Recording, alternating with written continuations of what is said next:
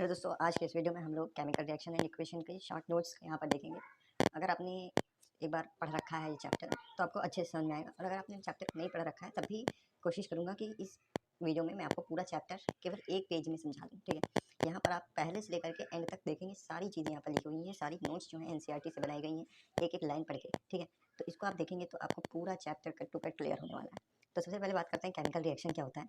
तो the process in which chemical changes takes place. तो वो प्रोसेस जहाँ पर क्या हो, कोई भी केमिकल चेंज हो, उसी को क्या कहते हैं, केमिकल रिएक्शन कहते हैं। ठीक है, अब हम लोग बात करते हैं कि कैसे हमें पता चलेगा कि कोई चीज़ जहाँ कहीं पर केमिकल रिएक्शन हुई है कि नहीं हुई है। तो सिंबल्स ऑफ केमिकल रिएक्शन, यानी कैसे पता चलेगा कि वहाँ पर केमिकल रिएक्शन हुई। तो सबसे पहले तो चेंज इन स्टेट। हो सकता है कि स्टेट चेंज हो, यानी कि सॉलिड से कोई चीज़ लिक्विड में चेंज हो गई हो, या फिर लिक्विड से गैस में चेंज हो गई हो, या फिर कोई गैस थी वो सॉलिड में चेंज हो गई। तो अगर चेंज इन स्टेट हुआ है तब वो क्या है हमारा, तो हम जान सकते हैं कि वहाँ पर केमिकल रिएक्शन हुई है। दूसरा, चेंज इन कलर। कभी कभी क्या होता है कि पहले जो चीज़ था उसकी रिएक्शन हुई तो उसका कलर चेंज हो जाता है। अगर रिएक्शन में कहीं आप देख रहे हैं कि कलर चेंज हुआ है तो आप जान सकते हैं कि वहाँ पे क्या हुआ है, केमिकल रिएक्शन हुई है। उसके बाद इवोल्यूशन ऑफ गैस। कभी कभी क्या होता है, गैस इवॉल्व होती है, तो अगर आपको गैस इवॉल्व होती हुई दिख रही है या फिर आपको कहीं से पता चल रहा है तो वो भी क्या आपकी केमिकल रिएक्शन का सिंबल है। उसके बाद चेंजिंग टेम्परेचर। जब केमिकल रिएक्शन होती है तो आपका टेम्परेचर में भी क्या होता है, चेंज होता है, तो भी आपका क्या है, सिंबल ऑफ केमिकल रिएक्शन। तो ये हमारे 4 सिंबल ऑफ केमिकल रिएक्शन थे जो कि आपको याद कर लेने हैं। उसके बाद बात करते हैं रिएक्टेंट्स क्या होते हैं। तो the substance that undergo chemical change in the reaction. तो वो सब्सटेंस जो क्या हो, केमिकल रिएक्शन में पार्ट करें, उनको क्या कहते हैं, रिएक्टेंट कहते हैं। ठीक है, जो भी सब्सटेंस क्या हो, केमिकल रिएक्शन में पार्ट लें, उनको क्या कहते हैं, रिएक्टेंट्स। और प्रोडक्ट्स क्या होता है, जब रिएक्शन हो जाए तो जो हमें प्रोडक्ट मिले रिएक्शन के बाद उसको क्या कहते हैं, प्रोडक्ट्स। जैसे यहाँ पर आप देख सकते हैं मैग्नीशियम प्लस ऑक्सीजन, ये दोनों क्या है, रिएक्शन में पार्ट ले रहे हैं, तो ये दोनों क्या हुए, रिएक्टेंट। और फिर हमें मिला क्या, मैग्नीशियम ऑक्साइड, तो ये हमारा क्या हो गया, प्रोडक्ट हो गया। ठीक है, अब बात करते हैं कि हमारे पास स्केलेटल केमिकल इक्वेशन और बैलेंस्ड इक्वेशन क्या होती है। तो स्केलेटल इक्वेशन होती है जहाँ पर अनबैलेंस्ड केमिकल इक्वेशन को क्या कहते हैं, स्केलेटल केमिकल इक्वेशन। और बैलेंस्ड इक्वेशन क्या होती है, जहाँ पर number of elements in reactants equal to number of elements in products. ये कैसे होता है मैं आपको समझाता हूँ। देखिए, मान लीजिए यहाँ पर यहीं पर समझ लीजिए, जैसे मान लीजिए यहाँ पर क्या है, Mg है, Mg प्लस O2, ये क्या बनाता है आपका, MgO। तो अब देखिए रिएक्टेंट में Mg कितना है, 1, और यहाँ पर भी रिएक्टेंट में Mg कितना है, 1। ऑक्सीजन यहाँ पर कितने हैं, 2, और यहाँ पर ऑक्सीजन कितने हैं, 1। तो ये आपकी क्या बैलेंस नहीं है। ठीक है, तो ये हमारी स्केलेटल केमिकल इक्वेशन है। अगर हम लोग यहाँ पर भी 2 से मल्टीप्लाई करते हैं और यहाँ पर भी 2 से मल्टीप्लाई करते हैं, तब देखिए Mg कितने हो गए, 2, यहाँ पर भी Mg कितने हैं, 2, यहाँ पर ऑक्सीजन देखिए कितने हैं, 2, यहाँ पर भी ऑक्सीजन कितने हैं, 2। तो यानी रिएक्टेंट के साइड और प्रोडक्ट के साइड एलिमेंट्स क्या हो गया आपकी, बराबर। इसी को क्या कहते हैं, बैलेंस्ड केमिकल इक्वेशन। ठीक है, अब आगे देखते हैं, चेक कर लेते हैं। यस, आगे बढ़ते हैं हम लोग। अब बात करते हैं कि केमिकल रिएक्शन कितने पार्ट की होती है। केमिकल रिएक्शन 2 तरीके की होती है, 2 नहीं बहुत सारी तरीके की होती है। सबसे पहले कॉम्बिनेशन रिएक्शन, दूसरा डिकम्पोजिशन रिएक्शन, तीसरा रिडॉक्स रिएक्शन, चौथा डिस्प्लेसमेंट रिएक्शन, और पांचवा डबल डिस्प्लेसमेंट रिएक्शन। ये सारी रिएक्शन क्या होती है, आइए समझते हैं। सबसे पहले कॉम्बिनेशन रिएक्शन। कॉम्बिनेशन रिएक्शन क्या होती है, जहाँ पर 2 रिएक्टेंट्स या फिर 3 रिएक्टेंट्स मिला करके कोई एक रिएक्टेंट बनाए, यानी कि कई सारे रिएक्टेंट मिलकर एक चीज बनाए, कंबाइन हो, तो उसको क्या कहते हैं, कॉम्बिनेशन रिएक्शन। तो reaction in which a single product is formed from 2 और मोर रिएक्टेंट्स, जहाँ पर क्या हो, सिंगल प्रोडक्ट फॉर्म हो 2 और मोर रिएक्टेंट से, उसी को क्या कहते हैं, कॉम्बिनेशन रिएक्शन। जैसे यहाँ पर देखिए CaO था, तो ये हमारा एक रिएक्टेंट है, और H2O हमारा दूसरा रिएक्टेंट है, दोनों मिलकर के क्या बनाया, CaOH का होल ट्वाइस। तो ये हमारा क्या है, कॉम्बिनेशन रिएक्शन। यहाँ पे देखिए 2 चीज़ें मिलकर के एक चीज़ बनाई, तो ये हमारा क्या है, कॉम्बिनेशन। और इसमें आपको याद रखना है कि क्विक लाइम का फार्मूला क्या होता है, तो CaO, इसीलिए मैंने ये रिएक्शन ली क्योंकि इस चैप्टर से पूछा जाता है कि क्विक लाइम और स्लेक्ट लाइम का फार्मूला है। ठीक है, तो क्विक लाइम क्या होता है, CaO, और स्लेक्ट लाइम क्या होता है, CaOH का होल ट्वाइस। ठीक है, अब इसको आप याद कैसे रखेंगे, भूल जाना होता है, तो देखिए CaO छोटी स्पेलिंग है, तो ये क्विक है, इसको आप जल्दी से बोल सकते हैं CaO। तो इस तरीके से आप याद रखेंगे कि ये क्विक लाइन है और ये स्लेग लाइन हो गया। ठीक है, उसके बाद कॉम्बिनेशन रिएक्शन हो गई। अब बात करते हैं डीकम्पोजिशन रिएक्शन। तो यहाँ पर क्या हो, इसी का जस्ट रिवर्स होता है, इससे क्या होता है, कॉम्बिनेशन रिएक्शन का जस्ट रिवर्स होता है डीकम्पोजिशन रिएक्शन। डीकम्पोजिशन रिएक्शन में क्या होता है, यहाँ पर एक चीज़ टूटती है 2 चीज़ों में या फिर 3 चीज़ों में। यहाँ पर देखिए कॉम्बिनेशन रिएक्शन में 2 या 3 चीज़ें मिलकर एक चीज़ बना रही थी, और यहाँ पर एक चीज़ क्या करेगी, 2 या 3 चीज़ें बनाएगी, किसमें, डीकम्पोजिशन रिएक्शन। तो क्या होगा, single reactant break down into simpler 2 और मोर प्रोडक्ट्स। सिंगल रिएक्टेंट जो है, यहाँ पर देख सकते हैं, सिंगल रिएक्टेंट जो है वो 2 और मोर सिंपलर प्रोडक्ट्स में क्या होता है, टूट जाता है। जैसे FeSO4 था वो Fe2O3 में, SO2 में और SO3 में टूट गया। उसके बाद बात करते हैं, तो हमारी डिकम्पोजिशन रिएक्शन दोस्तों 3 तरीके की होती हैं। कितने तरीके की, 3 तरीके की। सबसे पहला इलेक्ट्रोलाइटिक डिकम्पोजिशन, थर्मल डिकम्पोजिशन और फोटोलिटिक डिकम्पोजिशन। ये क्या होता है, आइए समझते हैं।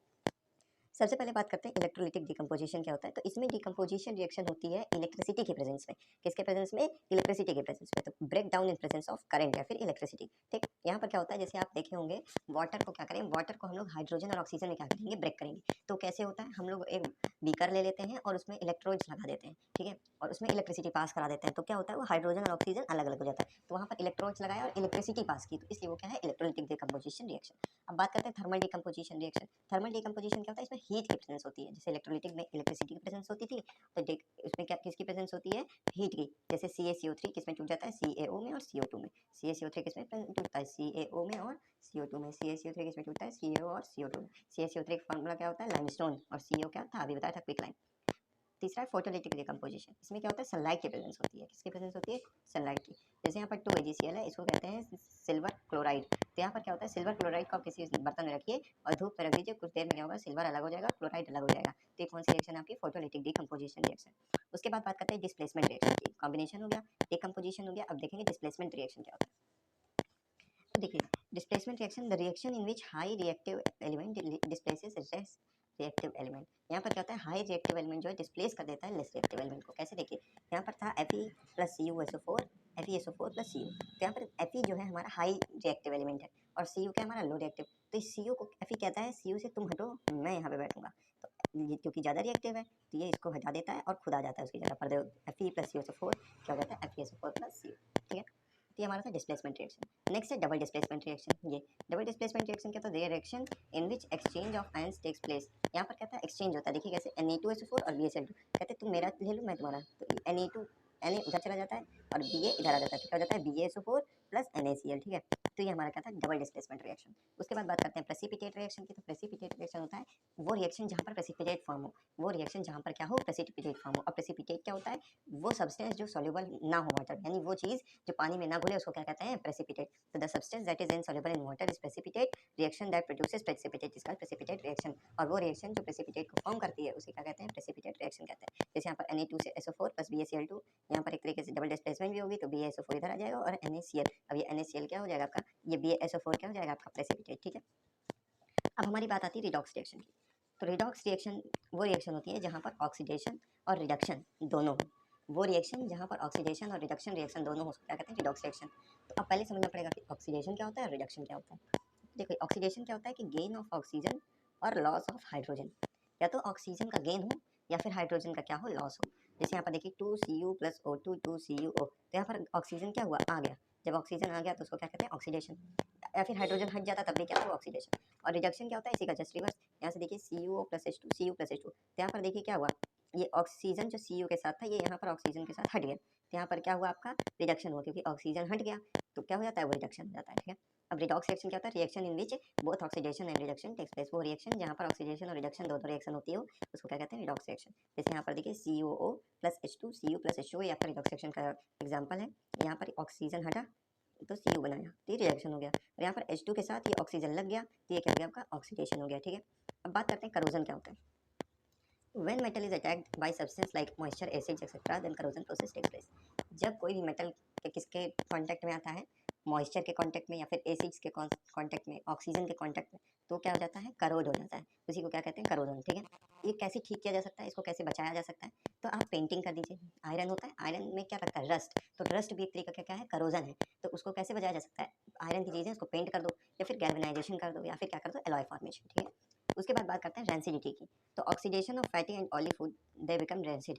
क्या होता है, जब फैटी और ऑयली फूड का क्या हो, ऑक्सीडेशन हो जाए तो उसी को तो कैसे हो जाता है, रेंसिड हो जाता है, यानी उनकी स्मेल और टेस्ट क्या हो जाती है, खराब हो जाती है। अगर आप चिप्स के एक पैकेट लें और उसकी हवा निकाल दें जो उसके अंदर होती है और उसके बाद कुछ दिन बाद उसको खाएं तो क्या होगा, उसका टेस्ट बेकार हो जाएगा। या फिर आप चिप्स ऐसे खुला छोड़ दें, बिस्किट खुला छोड़ दें, तो क्या होता है, उसका टेस्ट में बेकार हो जाती है। क्यों, क्योंकि उसमें रेंसिडिटी हो जाती है। ठीक है, वो ऑक्सीजन के साथ रिएक्ट करता है और उसमें क्या हो जाता है, रेंसिडिटी। तो ये कैसे बचाया जा सकता है, तो सबसे पहले तो आप उस अगर वो चीज़ खोल दिया है तो उसको एक एयर टाइट कंटेनर में रखिए। और दूसरा, नाइट्रोजन पैकिंग, जो आपके चिप्स में पैकेट में गैस प्रेजेंट होती है कौन सी होती है, नाइट्रोजन। नाइट्रोजन से पैक करके एयर टाइट कर देते हैं जस्ट ताकि ऑक्सीजन उसके अंदर ना जाए। ठीक है, तो ये था हमारा केमिकल रिएक्शन एंड इक्वेशन की शॉर्ट नोट्स का रिवीजन। आपको अच्छा लगा होगा। एक बार आपको NCERT तो पढ़ना ही पड़ेगा, लेकिन ये आपके लिए बहुत ही हेल्पफुल है। मिलते हैं नए वीडियो में, तब तक ले जाए।